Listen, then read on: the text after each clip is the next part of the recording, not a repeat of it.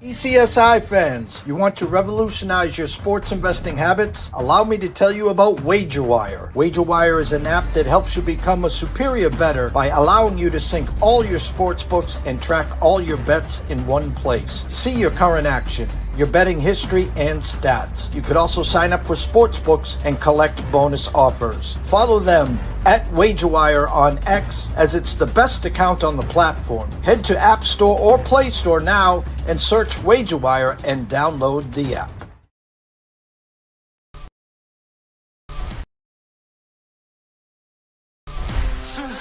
Years long, we will never settle.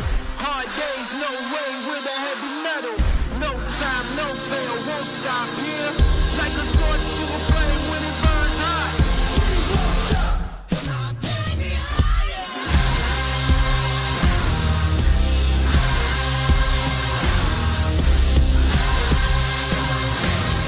Like a torch to a flame when it burns hot. We won't stop.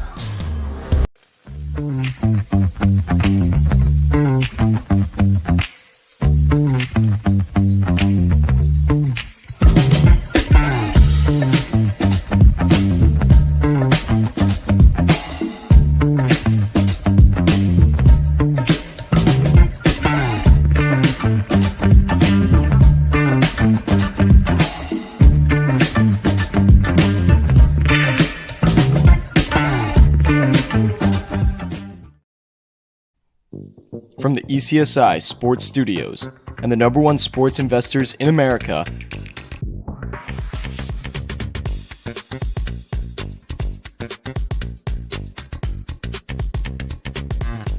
we bring you the closing bell. As the market closes, legends Jeff Dawson and Riley Magnuson bring you all the sports investing tips for tonight's matchups. If you want to learn more from the two legends at the desk, make sure you stay tuned to the closing bell. Whoa, let's see if I can fix this here.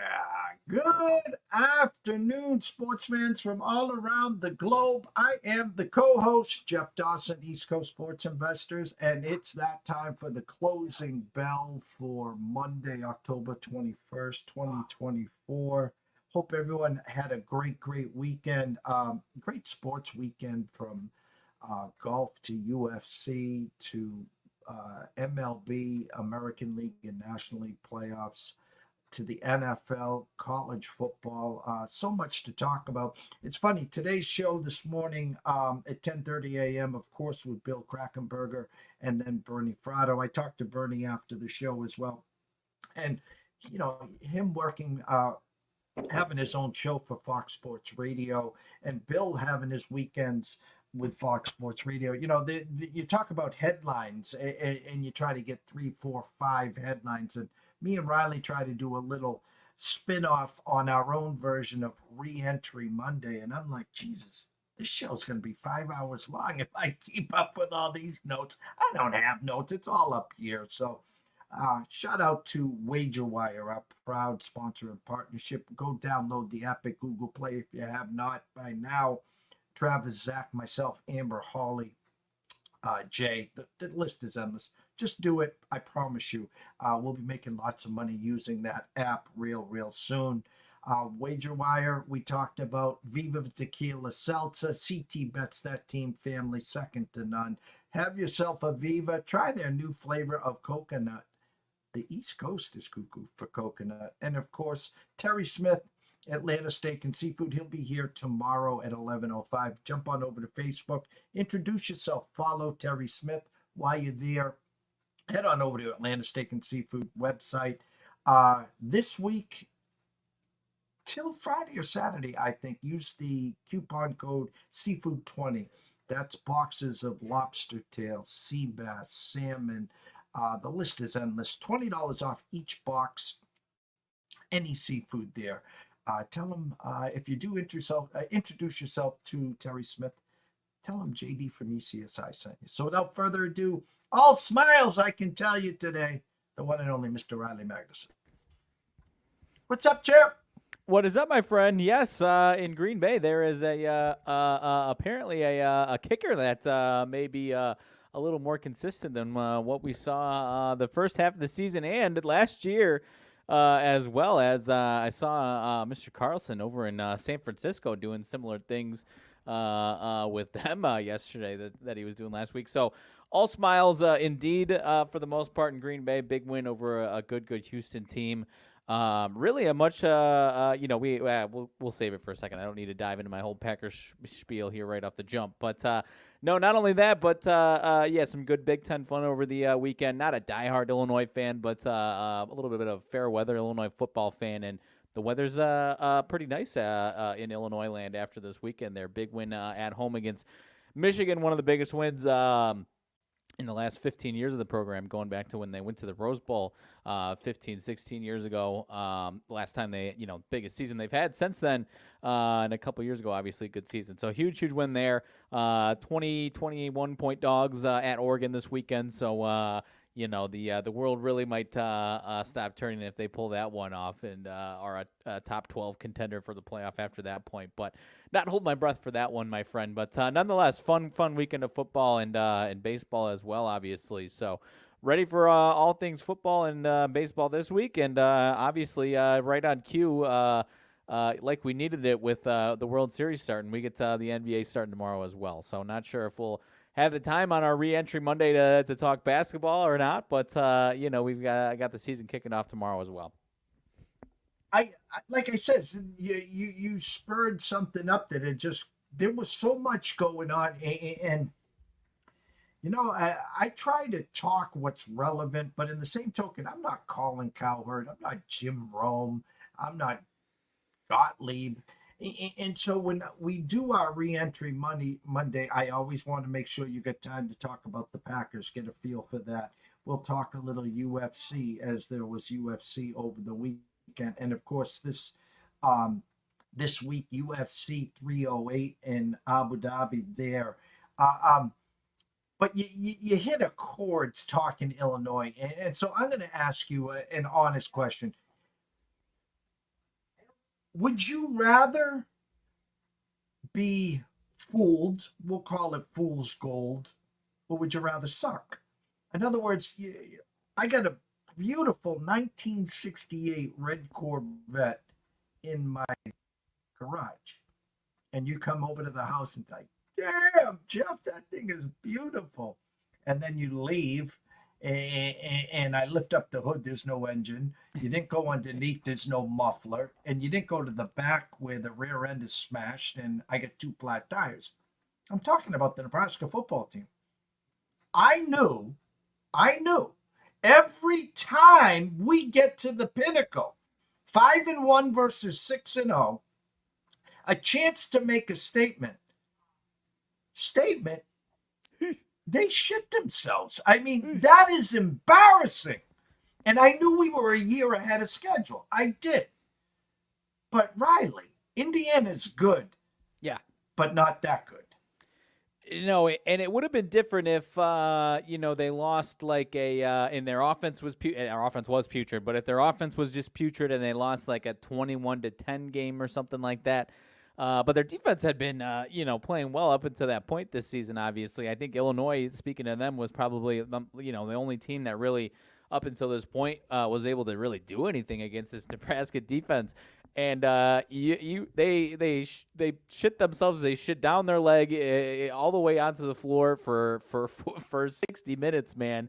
It was. I thought it was going to be a competitive game for the most part, or at the very least, Indiana, showing why they're, getting all this hype at the very end. But like I said, Indiana is good, but 56-7 good. No, that looked like the type of performance that an Ohio State or, Oregon or Michigan would put up on a team like Purdue or Illinois these last handful of years. So it was shocking.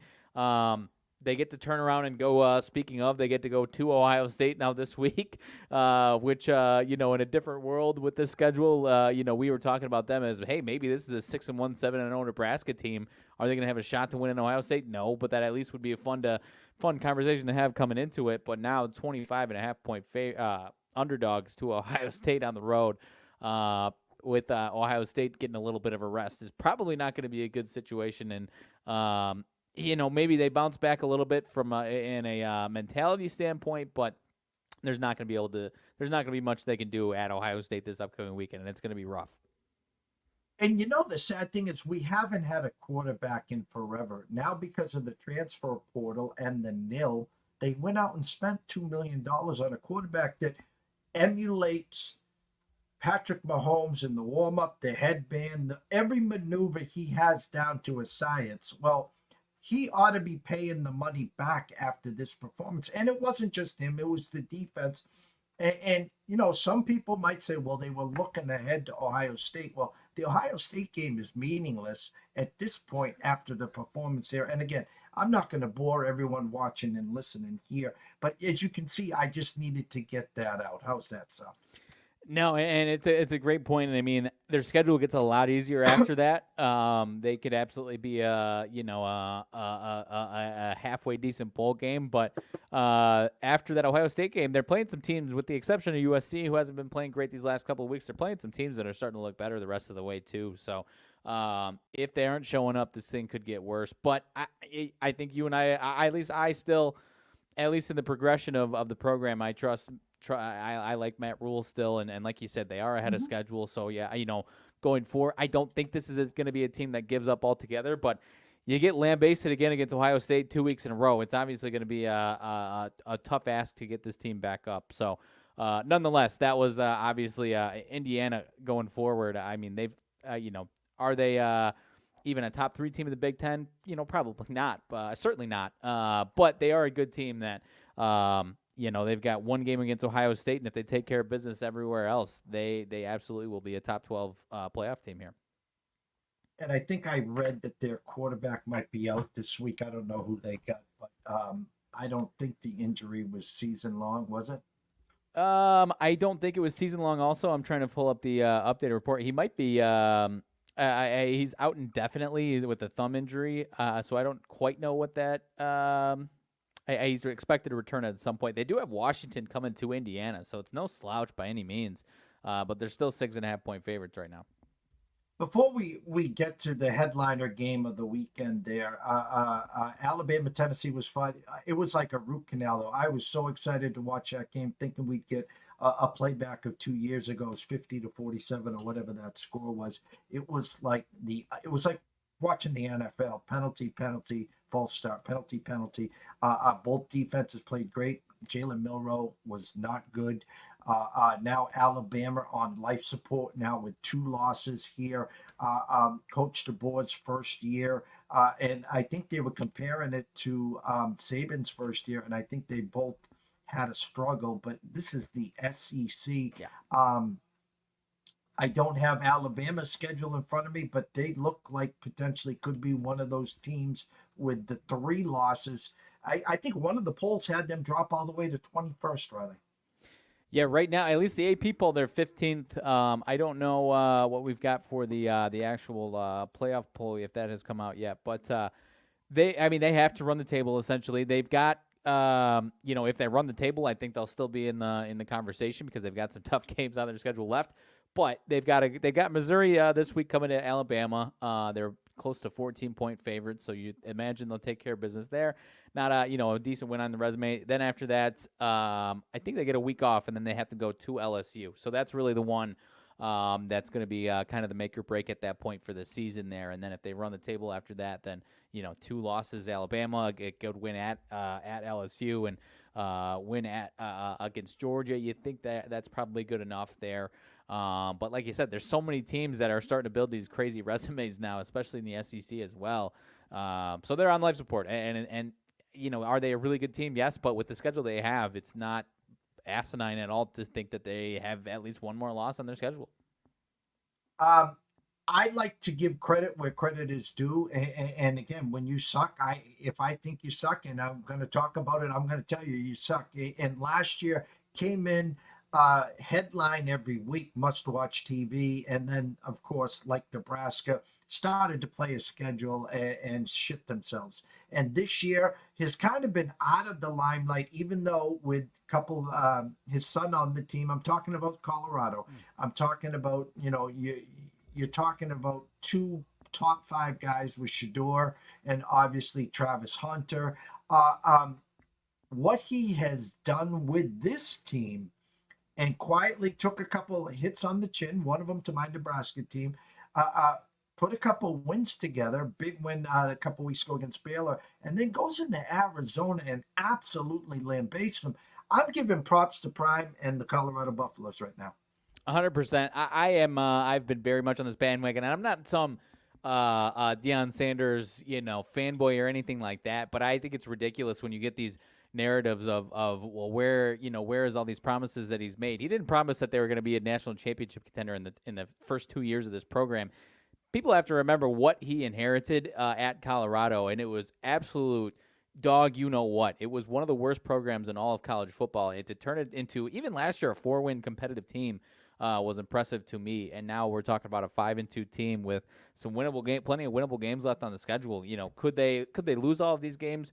For sure, similar to what they did last year, for sure. But they're going to be in all these games. They're going to win at least a couple more of these games, get a bowl game, and to turn it from whatever it was, a 1-win, for a few years, a 0-2-win program, even against some, low major teams. It was an absolute embarrassment to turn them now into, like you said, the defense, because obviously the defense had still been a concern for the first handful of weeks of the season, and to hold Arizona to 7 points was a statement for sure. So I'm curious to see. I'm not saying the defense has turned around completely all of a sudden, but to at least get to a point where you're supporting this offense and whether it's keeping your offense in games or giving your offense the chance to step on people's throats, because obviously, even beyond the 2 big boys on the team, they've got some really good players on this offense. So it's going to be a team that's going to continue to be fun.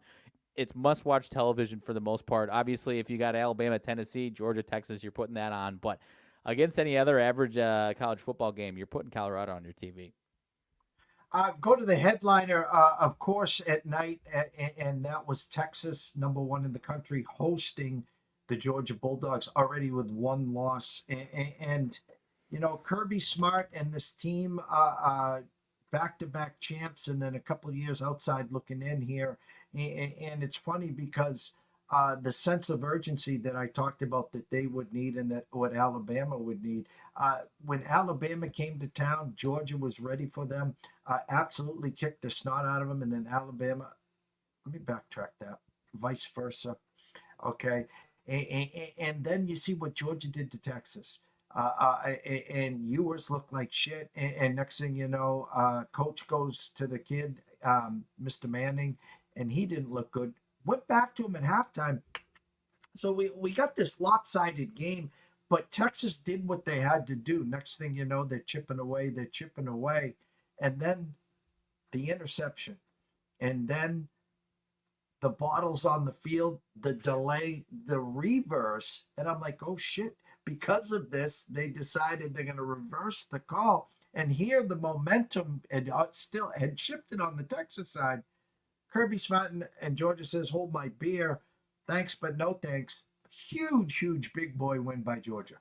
No, and you kind of alluded to it the other day before the weekend as don't slouch on this Georgia team. They got that loss they had. They got the wake up that they needed in that defense. If they're playing like that, they're the best team in the country. And I'm not taking anything away from Texas because maybe they just need a similar wake up. We kind of talked about it. Looking at their schedule, they just wouldn't have the same sense of urgency. So I still think Texas is really, really, really freaking good. But that Georgia defense looked a lot like those couple of Georgia defenses that won up a title. And if that defense is playing anywhere near that level of what we saw the other day for a good majority of these games, it's almost over with. So I'm Georgia is not. It's not as good of a Georgia team as probably those couple of teams, or maybe these other teams are just a little closer to them. But nonetheless, Georgia looked really, really good, and they looked like they were woken up and ready to go. So if they're playing like that at any game, they're going to win it. So, we'll see if that consistency holds up or not, or if that was just a big game that they got up for or not. I don't know, but I'm not writing Texas off by any means. But Georgia proved something to me for sure. And it was a good weekend for college football. It wasn't that headliner.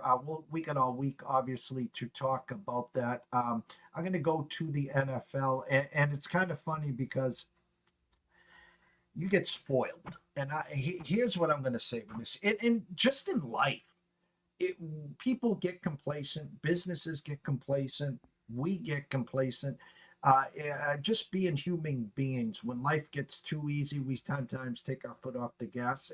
And every day is a new day. It's a challenge.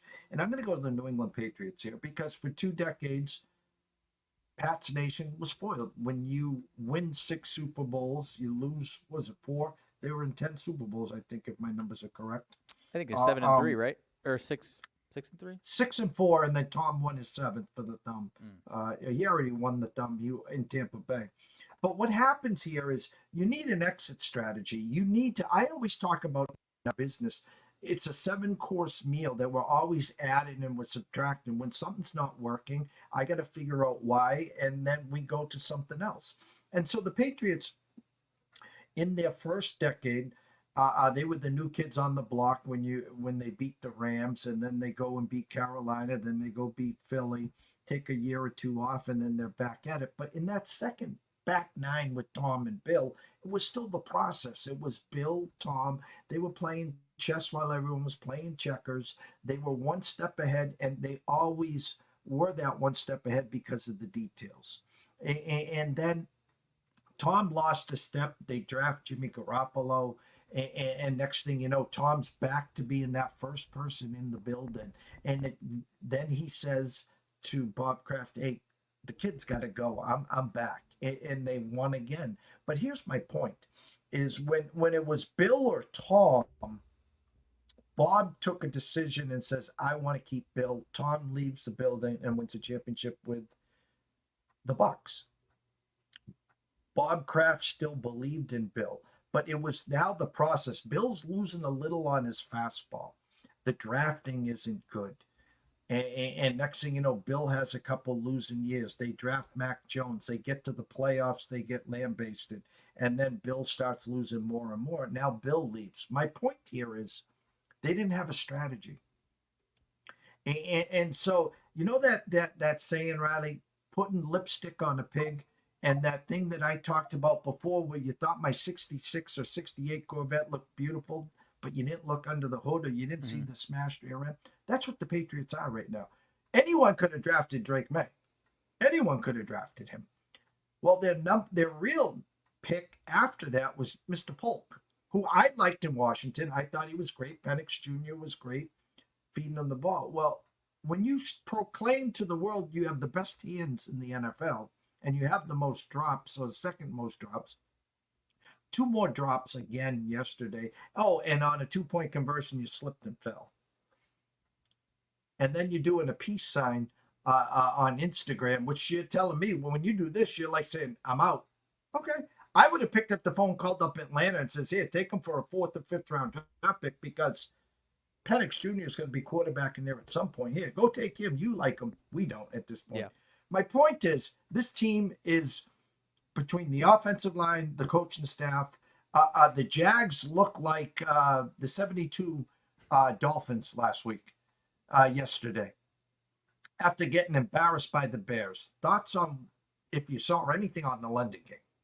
No, I'm with you, and I think Drake May is still at a point where you're still looking to see what you got out of him. I mean, there's so many ways his season and career could go. I mean, I don't think anyone's sold or anything on Drake May.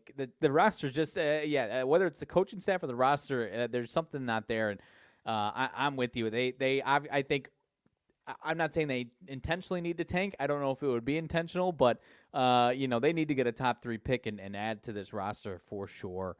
And maybe that's maybe they're in the Travis Hunter sweepstakes if some of these other teams are grabbing a quarterback in the first couple of picks there, if depending on where this Patriots team is. Because I mean Drake May gives them a little bit more excitement on offense and can throw the ball downfield, but it's obviously still not a great situation.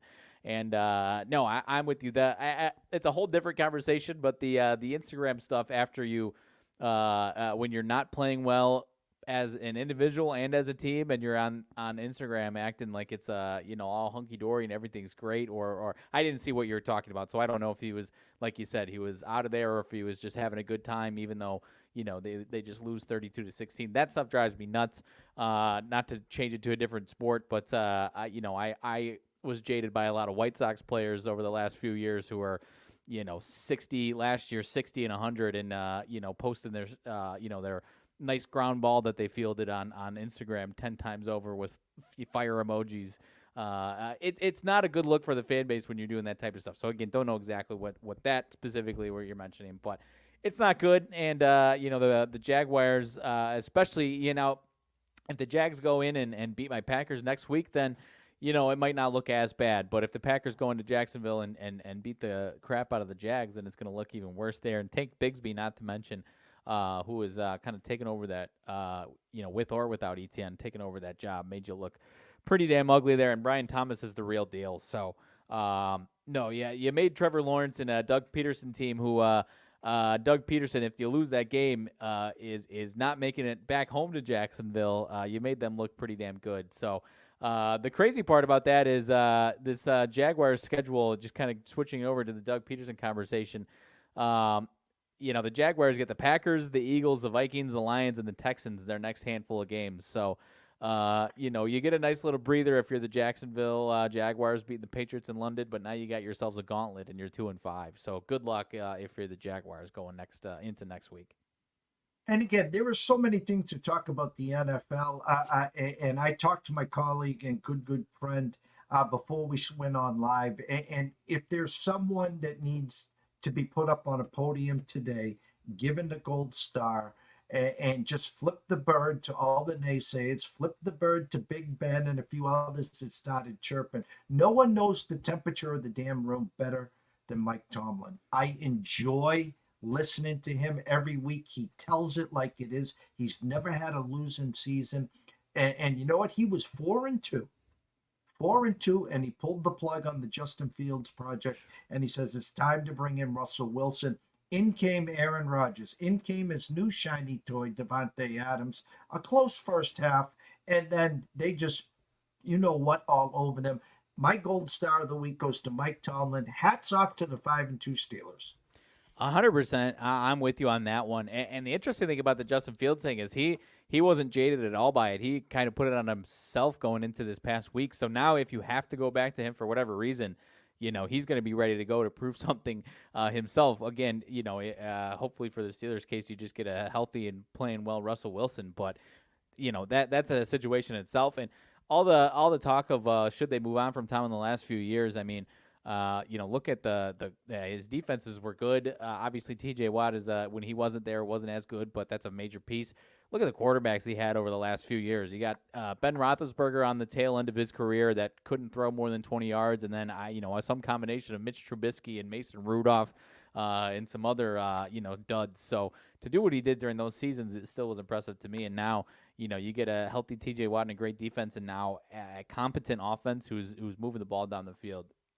I don't know what their ceiling is, Jeff, and I don't know what you think their ceiling is, but it's a team that's going to be in every single game, and if you let their defense, make a big play, or their special teams, not to mention, it's almost Iowa football with a competent offense in the NFL is really what it is. So again, I don't know what their ceiling is, but they're going to be in any of these games, and they could, at least in a one-game scenario, could I see them rattling off 3-4 wins against the best teams in the AFC? I don't think so, but you could, in a one-game scenario, see them picking off any one of these other big contenders, at least in a one-game scenario.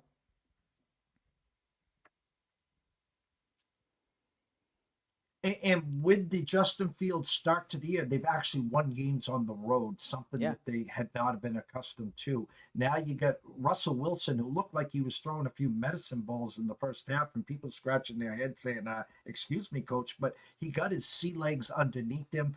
It's the team now 5-2, which when you come to Pittsburgh, you better buckle up the straps because the terrible towels will be going. They got a two-headed monster in the backfield with Najee Harris and a healthy now Jaylen Warren. They got a serviceable tight end with Pat Freiermuth. Oh, and by the way, George Pickens is now happy because he's got someone that can throw him the deep ball. And check out their record, by the way, Riley. when TJ Watt is healthy and playing. They're like at 75%. So good luck trying to beat them at home. And even if they split the rest of their road games, hey, listen, am I saying they're better than Kansas City right now? No. Are they better than Baltimore right now? No. I would still take a Cincinnati team whose defense is pathetic. I'll take a shot with Joe Burrow. But my point is, there's no way in holy hell they're an easy out. No, and I was going to say, with the depth, you got the Colts in Denver as the 7 and 8 seed right now, and Cincinnati's on the outside looking in. So you know maybe you pencil them in, but they're making the playoffs. Period. They're making the playoffs. They're not going to slip. Barring any injuries, they're making the playoffs here. They got the Giants coming to Pittsburgh next week. That's going to be an ugly one for Daniel Jones after what we just saw in Philly yesterday. That might be a 10-sack performance for TJ Watt by himself on Sunday. That's Monday night next week. So 36.5 is the total on that one. So you think that Steelers defense is going to be nasty on Monday night next week, or what? First one to actually, I haven't seen an opening line. My gut would tell me Pittsburgh's going to be at least 6, right? Yeah, 6.5 with the 36.5. Yeah, good luck there. The Giant team total is probably at about 13 or less there. Yeah. So we'll get to that one on Friday. Before we transition into tonight's board, short game, 2 NFLs, 1 hockey. Give us your packagers, your Packers temperature, and congrats again on a big win. Yeah, great win. Like I started it with, obviously not the going forward in the season, only the main thing that matters, but the fan base is pumped about having a kicker that was a top 10 kicker in the league, probably. And again, obviously hope that he didn't do what he was alleged to do, but obviously was cleared by the NFL at this point. So hope that is accurate and he actually is innocent of those things. But you get a kicker that looked like he's ready to go from day one off the free agencies is huge for us. So I'm happy there. Defensively, 24-22. If anyone didn't watch the game, you think this is a back and forth shootout. Joe Mixon was very good, but really the story of this game and why it was so close is the Packers had 3 back-breaking mistakes. Couple of one not a good throw, but tip ball, tried to squeeze it in a window. Another ugly interception. And then a head-scratching, kind of inexcusable punt return mishap that led to a touchdown there. Other than that, the defense was absolutely phenomenal. C.J. Stroud, 10 for 21, 86 yards. No receiving, no passing game whatsoever in this one. So the defense, one of the best games they've played in a long time, despite Joe Mixon having a big game. They sold out for the pass essentially in this one. And so it's at a point where if you could just eliminate these stupid mistakes and, Jordan Love, a little more Favre, kind of a Aaron Rodgers build with Favre mind is kind of where the fan base is heading to these days, where you get a lot of good and then here and there that really ugly throw with the overconfidence there. So if he can continue to eliminate that, play adequate special teams, again, I was so frustrated by that special teams. If anyone saw it, the punt return fumble, just unnecessary and inexcusable. So if you clean up some of these dumb mistakes, some of these games would be a lot more lopsided or not as sweaty as one like this is. So feeling really solid, especially a good team like Houston coming in. I know their defense was a little banged up, but stymieing their offense. I know no Nico Collins, but still Tank Dell, Stephon Diggs in the building, Joe Mixon.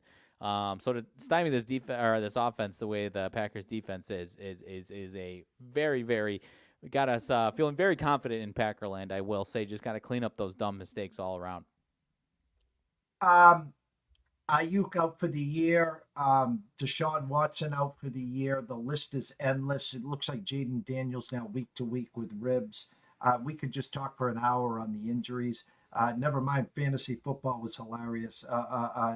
Jordan Whittington going to replace Cooper Kupp this Sunday, a goose egg.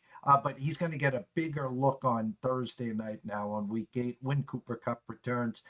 The old Packer got me the old banana in the tailpipe. Don't play Watson last week. Play him this week, and Wicks gets a sneaky touchdown. Watson 1 catch. I mean, the list is endless. So I'm done with the fantasy football talk for the week. One game in hockey, Tampa at Toronto. Overnight, Toronto minus 140, now 127 at the Circa. Good afternoon to Mr. Benson and Mr. Stevens. You can grab Tampa Bay plus 116 over under 6.5 flat. Team totals: Tampa 2.5 over minus 160. Toronto 3.5 under minus 125. You guys should know the move now. Why pay the 127 minus 127 if you like Toronto? Take their team total over the 3.5 at plus 105 there. 2 football games tonight. 8:15 Baltimore at Tampa. Baltimore opened at 4.5, currently 4.5 with the opening line of 47, now 50. Chargers, Arizona opened as a pick. Chargers -1 with a 44. Thoughts on Baltimore, Tampa to start, sir? No, this one it should be really, really fun. I'm excited to watch this game here. Curious to see what the health of Mike Evans looks like. I know he was banged up all week long and was a little questionable for the majority of the week here. I guess I'm still torn on this one. This Bucs team has been is good, and Baker is playing really, really well. This defense has kind of been all over the place at times, so I'm curious to see what they have to throw at Baltimore here. Whereas Baltimore, I think, is going to be Baltimore for the most part here. So I don't think it's as easy as just penciling in the over. Although I'm not, I'm a little hesitant to go against the total on that one and go to the under. But I know for the average person, this kind of sounds like a lot of points, and I'm a little hesitant to go that route. I think Tampa puts up a fight, but at the end of the day, this one's a tough one for me to call because I respect this Baltimore team so much, and I think they're really, really, really, really good. And Tampa, again, Baker is playing out of his mind and seems to have elevated his game here. So if he can play at that level, then we'll get an over and we'll get, maybe a 3-point game or something like that. But if Baker's, regressing at all a little bit here, this one might be all Baltimore. Shout out to Debbie Souza Garland. What's up? Cuz wants to know Vikings win on Thursday, and then she says Baltimore tonight. Yes, Debbie, I do like the Ravens tonight. As for the Vikings, short week, tough call. The return of Cooper Kupp. I will have that winner on Thursday, so make sure you come back and watch us on Thursday. Of course, tell Mr. Toby we said hello as well. I trust and respect the opening number here. If I had to do my top 3 teams right now in the NFL as it stands, I got the Lions at 1, I got the Ravens at 2, and yes, Kansas City's undefeated. I have them at 3. They're 6-0. Offense still a lot of injuries. We know what they'll be at the end of the year, but I'm just saying with the eye test, Lions 1, Ravens 2, and KC at 3. I'm looking at some team totals. Baltimore 27.5 juiced under -125. Baker and the Bucs 23 over -120. This has got that makings to me of a 30-20. I do think that the Ravens sneak over the 27.5. I'll go chalk central here to start. I'll go O. Henry first touchdown. And I'm going to take it a step further. I'm going to go O. Henry for 2 touchdowns today. How's that? He's automatic. You have to. It's 265 plus 265 for 2 touchdowns, my friend. -215 for any time. Plus 425 for the first one there. It's inevitable at this point. He looks so scary on the goal line there. Did you have a Tampa pick for a touchdown?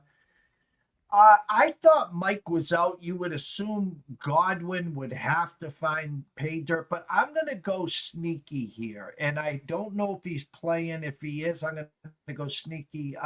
What is it, the Rook? Is it Jalen? Starts with an M there. What's his last name? McMillan? Is that what you're looking for? Yes. 5-1 plus 500 for any time. 30-1 first time. Oh, that will be a good way to start the week, Riley. I like it. I'll go maybe a small little Mark Andrews resurgence. We saw him a little bit last time out. I'll go a little Mark Andrews. Maybe not full-fledged resurgence. He still looks a step slow, but maybe around the goal line they start looking for him a little more. 270 anytime. 16-1 on the first one. I'm a little nervous. Mike Evans is just a touchdown machine. I'm a little nervous that maybe he's banged up and they limit him a little bit. Because Chris Godwin, I'll go Godwin, and not quite chalk, but a little chalky. They're just using him in different ways this year, finding different ways to get him the ball, and acknowledging how talented he is, because he's been a really good receiver, obviously, for a long time now. But they've kind of elevated his game, and part of the reason why Baker's playing so well is they're using Godwin in different ways. And so I'll go Chris Godwin to find the end zone at plus 160 and 12-1 for the first time. Second game, Chargers at Arizona. Again, opened as a pick, seeing some Charger money come in. Again, team coming off a bye here, 43.5 to a 44. Team totals, Chargers over 22.5, minus 120. Arizona team total, 20.5 over, minus 140 on one site, 22 flat on the other. First one to 23 wins. This has got that 23-20 feeling. Potentially now it's up to 24, maybe 24-20. I'm going to follow the eyes here. I'm going to take Harbaugh, even though Marvin Harrison is back there, but I'm going to go Harbaugh and Chargers get this one done, 24-20, 23-20. On the Chargers side, I'm going to get cute here. This is, and I know he scored last week with the wheel route, and excuse me, they did not coming off the bye. They did play last week. I'm going to go Vidal first touchdown and Vidal anytime touchdown. Plus 320 and plus 1,500, 15-1 for the first time there.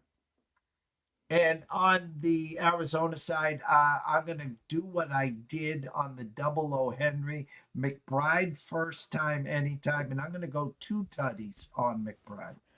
You were going where I was going with that one. McBride, 220 on the anytime. 12-1 first time and 19-1 for the 2 touchdowns. I won't even try to pick another one. That was where I was going with Arizona.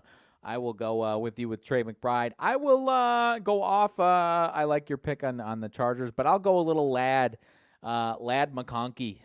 The Georgia train keeps it rolling into Monday night. I'll go 205 on the anytime, 12-1 on the first touchdown. Won't go 2 touchdowns for Lad. Now that I say that he'll score 2 touchdowns, but Lad McConkey, 205 for the anytime. Closing thoughts. Closing thoughts. I'll just stick with that game, and just to wrap it up, I'm you know what, I'm with you. I trust Harbaugh. At the end of the day, maybe that's watching too much of him and respecting him, but he's done and this coaching staff has done wonders for this defense and turning it from a defense that was heavily disappointing despite a big payroll, and turned it into a really solid unit here. So I'm with you. 23-20, maybe it sneaks over, but I'm kind of leaning towards the under on this game with the Chargers defense that is really, really solid. And an offense, and Arizona's defense is not very good, but a Chargers offense that for the most part wants to grind you out and isn't going to take huge risks there. So I'll lean towards the under, and I'll go a 20 or a 19 to. I'll go a goofy score, 19-15, Jeff. How about that for a Chargers victory in that one? But aside from that, yeah, I don't have too much. We talked about it, so we might as well sneak it in here. Don't have ton of thoughts on this past week of UFC, but we do have a big one this upcoming week here. Was surprised to see Anthony Hernandez get the KO win. I think I said if he's winning, it's by sub. So it was a surpriser to see him win that one by knockout there. Rob Font, impressive win in unanimous decision as a big underdog in that one. So that one was a big surprise, unanimous decision. And then there was one other one. That wasn't the one. There was another. I'm drawing a blank on which one it was. But it was some decent fights, kind of leading us into a big fight night here on 208 or 308, excuse me, like you said. Again, not for the average person, other than the Max Holloway is a big draw, but other than that, only a couple fights that are going to be a big draw, but it is a good fight card. And if you're trying to continue to get more into the sport, this is definitely a one where you've got some big, very successful fighters that haven't become big names yet that are probably very, very close to be big names here this upcoming weekend. ECSI VIPs, hope you're enjoying Envelope Monday. Not only 4 units heading into Sunday, you win Seattle team total over 24.5, real easy for another unit. And our pre-flop Yankees and Dodgers series parlay at plus 130. So you won over almost 6.5 units. If you were with us before the tournament started, we used the Circa Exacta. Plus 1300 and plus 1350. Dodgers beat Yankees. Yankees beat Dodgers. So again, anyone that was at the Circa has those in their back pocket, can just sit back and enjoy the World Series there. Or if your books offered anything similar to that exactors, being an ECSI VIP, we're putting a lot of money in your pockets there. I know everyone watching and listening, enjoying the freebies. I get all that, but there's so much more to what we offer in the text and alert service. I'll reiterate what I did on Friday here is if you're looking to get the rest of 2024, we do have on our website at EastCoastSportsInvestors.com, up at top plans and pricing, $3 a day, and that's $99 a month. It's your gym membership. You get all our plays, all our props, all our futures sent to your cell phone via text and emailed, and you can sign up for that today and get tonight's alert after the show. I'm going to send it out. If you want to go more long term and you're looking for a little half off, as I like to say, the next 6 months would be $600 through March Madness and April. You can get that for $299, and you can get that by sending me a DM on Twitter at EC Sports Invest, or send me an email at EastCoastSportsInvestors@gmail.com. That's from today all the way through. They cut the nets down through April, the first pitch of baseball. Regularly $600, $599 to be exact, for $299. So from myself, Jeff Dawson at EC Sports Investor, one and only Riley Magnuson at Riley_Magnuson. We wish everyone a blessed day. It's the start of the week. ECSI VIBs, congrats on a monster week, and we're going to start off in the winner's circle again today. See you tomorrow.